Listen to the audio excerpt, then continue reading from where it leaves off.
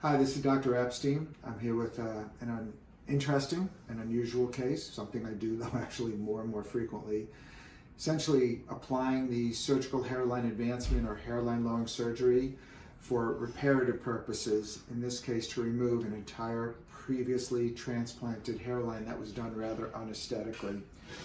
There's not just the bad grafts of 2, 3, even 4 hairs, but also scarring in the area. She's had several procedures in an attempt to make it look better, and it's still not sufficient. So essentially the way I'll be doing the surgery is I'll be taking her original existing hairline, bringing it forward, if need be pulling a little bit on the forehead, which will allow me to remove anywhere from around 15 millimeters to as much as 30 millimeters of prior transplanted frontal hairline, basically leaving her then with a fine line, new hairline, fine line scar with at her new hairline. So let me show you what's going on here to show you graphically.